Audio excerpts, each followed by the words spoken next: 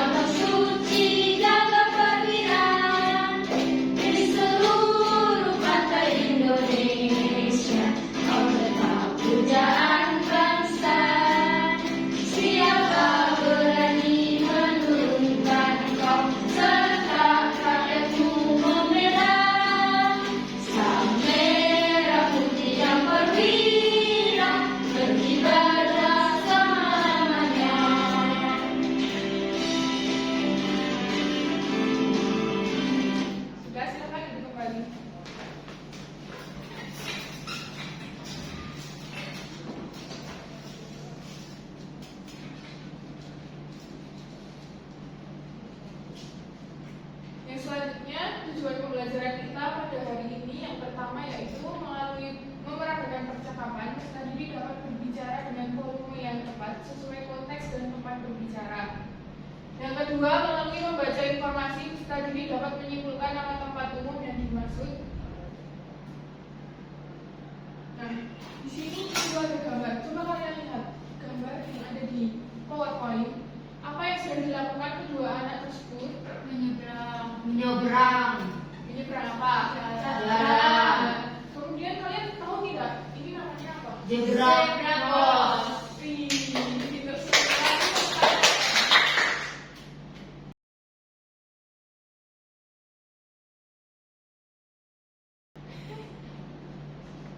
Jadi ini ada tanda-tanda di jalan raya. Yang pertama ada tanda larangan atau stop, perbuatan yang dilarang pengguna jalan. Kemudian di sini kalau menyeberang nanti akan ada lampu lalu lintas untuk orang yang menyeberang. Lampu merah berarti berhenti atau tidak diperbolehkan menyeberang. Kemudian ketika lampu sudah menjadi hijau, maka kalian baru boleh menyeberang jalan. Nah, ini yang tadi kalian sebutkan namanya zebra cross sebagai area penyeberangan bagi pejalan kaki. Yang selanjutnya ada tata cara bagaimana untuk menyeberang. Silakan salah satu untuk membacakan yang ada di PowerPoint tersebut. Vivi Bu. Ayo Mbak Vivi. Para siswa akan pergi ke taman. Bu Rida mengajari cara menyeberang yang aman. Tunggu sebentar, tengok kanan lalu tengok kiri. Sesudahnya tengok kanan lagi. Namanya 4T. Jadi cara menyeberang jalan yang benar itu dinamakan dengan 4T. Kepanjangannya apa? Tunggu sebentar, tengok kanan, tengok kiri, tengok kanan lagi. Nah, besok kalau misalnya nih kalian atau nanti pulang sekolah menyeberang jalan, jangan lupa untuk mempraktekkan hal tersebut. Selanjutnya di sini ibu ada percakapan. Ibu minta 4 orang untuk menjadi tokoh yang ada di percakapan ini. Karena tadi Mbak Vivi sudah membaca, jadi gantian dengan yang lainnya. Ya. Silakan. Siapa yang jadi Bu Ida? Saya. Terus yang jadi Davi? Saya. Yang jadi Omi? Saya. Berarti Eviani jadi Banyu. Banyu. Silahkan dimulai. Tunggu Davi, kita akan menyeberang bersama-sama. Berdirilah bersama teman-temanmu. Baik Bu. Bagaimana cara menyeberang jalan yang aman? sebentar, kemudian tengok kanan. Betul. Lalu apalagi? Tengok kiri, lalu tengok kanan lagi. Tepat sekali. Nah, apakah kalian siap berangkat sekarang? Siap. Jadi percakapan yang barusan kalian lakukan itu sudah sesuai dengan aturan bagaimana cara menyeberang jalan yang benar dengan aturan 4T tadi. Selanjutnya ada pengertian tentang rambu lalu lintas. Rambu lalu lintas adalah bagian dari perlengkapan jalan yang digunakan untuk memberikan peringatan, larangan, perintah dan petunjuk bagi pemakai jalan. Nah, jenis-jenisnya ada 4. Yang pertama rambu peringatan, yang kedua rambu larangan, yang ketiga rambu perintah, yang keempat rambu petunjuk. Pernahkah kalian melihat lampu seperti ini? Mana? Di lampu perempatan. Ya, biasanya di perempatan jalan yang besar, Pertigaan. gitu. Fungsinya adalah untuk mengatur lalu lintas agar tidak terjadi bahaya yang tidak diinginkan. Kalau warnanya ada apa aja? Merah, kuning, hijau. Warna merah berarti Berhenti. kalau warna kuning Hati-hati. dan warna hijau Jalan. Jadi kalian sudah paham ya. Sudah. Kemudian selanjutnya ada rambu peringatan, berfungsi untuk mengonfirmasikan kondisi jalan yang membutuhkan kewaspadaan lebih dari semua pengguna jalan. Nih, rambu peringatan itu berwarna kuning. Contohnya ada jalan menurun, ada perlintasan kereta api yang ditandai dengan seperti ini. Kayak pagar ya, Bu? Iya, tapi ini sebenarnya rel kereta apinya. Kemudian ada jalan, hati-hati jalan licin, dan selanjutnya ada tikungan ke kiri, dan masih banyak lainnya. Selanjutnya ada rambu larangan. Rambu larangan berfungsi memberikan peringatan dan larangan keras agar tidak dilanggar pengguna jalan.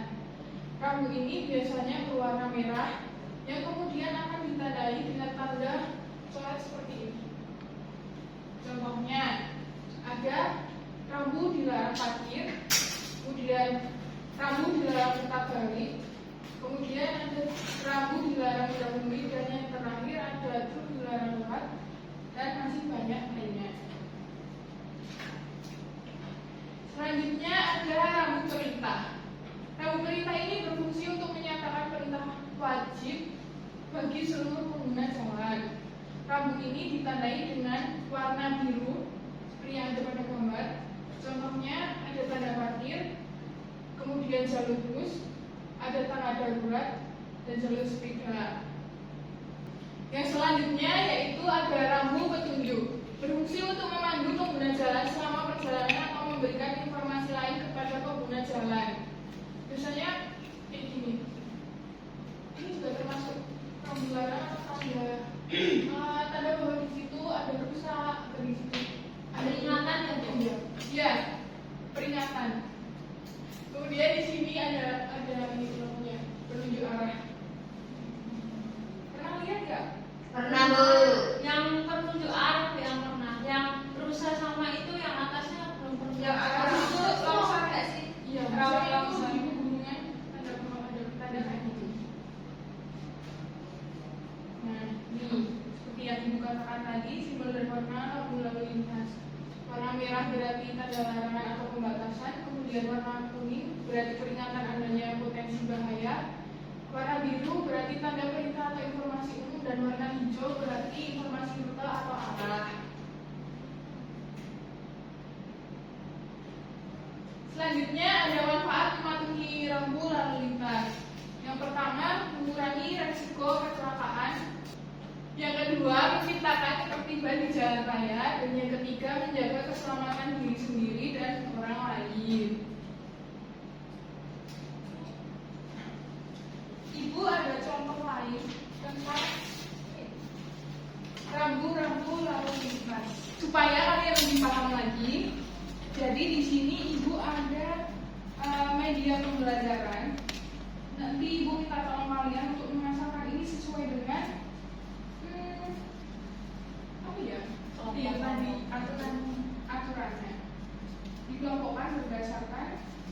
jenisnya. Iya, Bu. Siapa yang mau maju? Saya. Oke, silakan dari Kak Tata terlebih dahulu.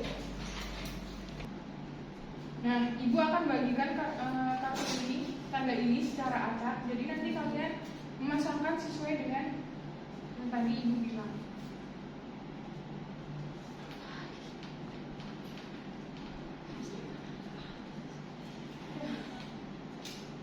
Sudah, silakan Mbak Tata dipasangkan.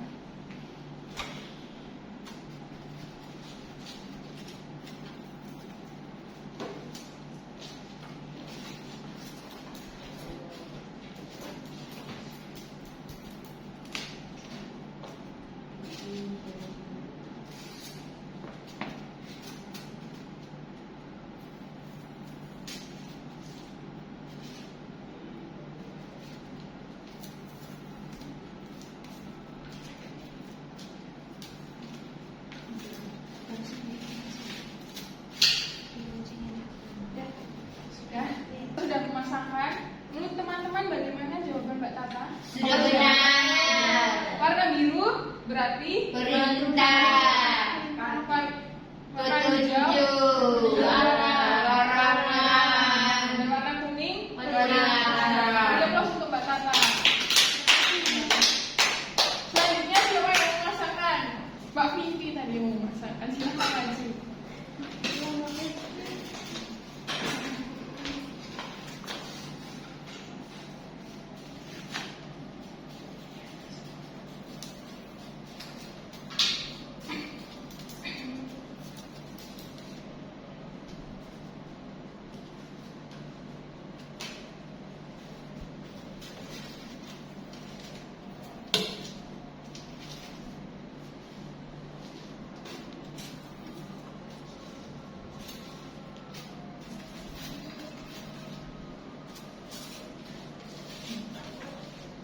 Bagaimana teman-teman? Apakah jawaban Mbak Vivi sudah benar? Sudah. Nah, sudah sesuai dengan yang tadi Ibu bilang ya? Sudah. Silakan Mbak Vivi, beri aplaus untuk Mbak Vivi terlebih dahulu. Silakan lanjut kembali. Dari materi yang Ibu sampaikan tadi ada yang ingin ditanyakan? Tidak. Sudah jelas semua? Sudah. Kita lanjut ke materi berikutnya. Selain berhati-hati di jalan, kita juga harus berhati-hati di tempat umum. Nah, yang pertama kita harus waspada di tempat umum seperti taman, pusat perbelanjaan, dan stasiun. Caranya adalah dengan jaga barang, hindari bicara dengan orang asing, dan patuhi peraturan. Selanjutnya, yaitu menjaga diri di rumah. Untuk Mbak Efriani bisa mau bacakan? Hindari benda berbahaya seperti pisau, kertas, atau peralatan elektronik. Jangan bermain di tempat yang berbahaya seperti dapur atau kamar mandi. Jadi kalau misalkan ada stop kontaknya nggak ada, kalau kalian yang bakal ditutup, jangan dipegang, atau nanti kalian bakal ditutup. Kemudian jangan bermain di dapur atau kamar mandi. Selain tempatnya licin, di dapur juga ada banyak masak dan lainnya yang berbahaya yang dapat menyebabkan terjadinya kecelakaan atau hal yang tidak diinginkan. Yang selanjutnya yaitu peraturan di sekolah. Selalu patuhi peraturan di sekolah seperti berjalan di lorong dengan hati-hati, tidak berlari di tangga atau kalian bisa terjatuh, dan menjaga ketertiban di sekolah. Kemudian ada hati-hati saat bermain. Saat bermain kalian harus selalu berhati-hati. Pilih tempat yang aman seperti taman atau halaman dan jangan berebut. Kemudian kalau main, jangan main di tempat yang sepi. Selanjutnya ada solusi atau cara untuk mengatasi situasi darurat, yaitu dengan menggunakan kotak P3K untuk mengatasi kecelakaan kecil seperti terjatuh atau terluka ketika bermain. Cara menggunakannya yaitu dengan periksa luka, kemudian bersihkan luka, berikan obat, kemudian tutupi luka dengan Hansaplast atau yang lainnya, dan hubungi bantuan. Atau kalian juga bisa memberitahu kepada guru kelas kalian. Selanjutnya Ibu akan membagi kalian menjadi 2 kelompok untuk mengerjakan LKPD. Namun sebelum mengerjakan LKPD, sepertinya Ibu lihat kalian sudah tidak bersemangat lagi, Ya, sudah berkurang semangatnya. Jadi kita akan melakukan ice breaking, tidak perlu berdiri dan di tempat saja. Nama ice breakingnya adalah 369. Jadi ketika angka 369 itu tidak boleh disebut. Misalnya gini, nanti dari Eviani atau Tata akan menyebutkan angka dari 1 seterusnya. Misalnya Tata menyebut 1, Suren 2, berarti Feni melakukan gerakan lain, tidak boleh menyebutkan angka 3, 6 ataupun 9. Kalau 13 Nggak bisa. Angka yang ada 3, 6, dan 9-nya tidak bisa disebut dan diganti dengan gerakan lainnya. tapi kalau satunya disebut ya? Satunya. Ya kan 13. 1, 2. Oh, tidak. Karena di belakangnya ada angka 3 atau angka larangan. Kita langsung mulai atau latihan terlebih dahulu? Latihan dulu Latihan dulu. sekali. Kita coba sekali ya. 1, 2, 3. Dimulai dari Ibu 1. 2 4 5 7. 8 10 11 12 14 15 17 18 20 21 22 4 25. 30 Nah, jadi gimana? Sudah semangat kembali? Sudah. Selanjutnya kita akan mengerjakan LKPD, Ibu bagi LKPD-nya. Tapi sebelum itu, Ibu bagi menjadi kelompok. Tata, Suren, dan Feni menjadi 1. Kemudian kita Kiki dan Hani menjadi 1. Ini LKPD-nya. Silahkan dikerjakan dengan sungguh-sungguh. Nah, jangan lupa diberi identitas dan juga baca petunjuk yang ada di LKPD. Ibu beri waktu 15 menit untuk kalian mengerjakan.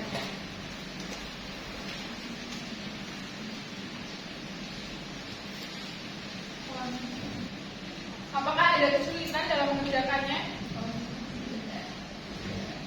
Tidak? Bisa?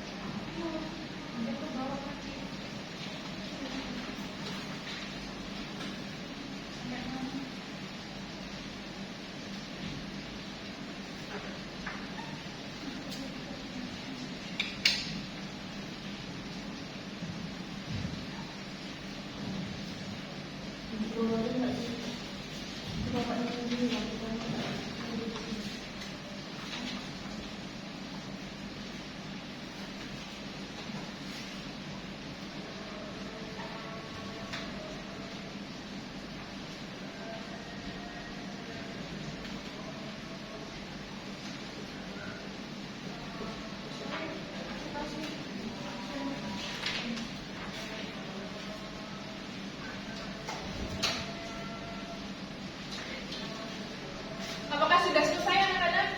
Ya. Nah, jika sudah selesai, nanti setiap kelompok akan maju satu persatu untuk mempresentasikan hasil kerja kelompoknya. Silakan dimulai dari kelompok 1. Silakan dimulai presentasinya dari kelompok 1. Jadi soalnya enggak. Ya, dimulai semua. Saya perwakilan dari kelompok 1 ingin mempresentasikan hasil kerja kelompok kami. Warnai dan gambar lampu lalu lintas, tulis artinya, dan jawab pertanyaan di bawah ini. Jadi warna merah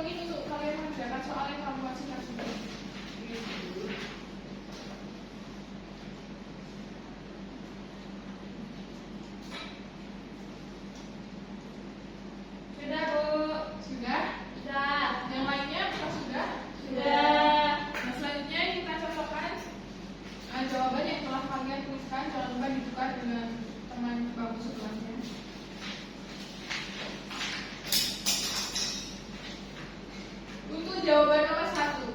A. B. B. Oh, salah. Apriani boleh dibagi terlebih dahulu. Kemudian untuk nomor 2 B. B. Nomor 3 A. nomor 4 B. nomor 5 C. sudah. Siapa yang benar semua? Saya Salah satu. Saya. Nah, besok Apriani sama Suren ditinggalkan lagi. ya Bu. Soalnya dikumpul kembali untuk ibu masukkan nilainya.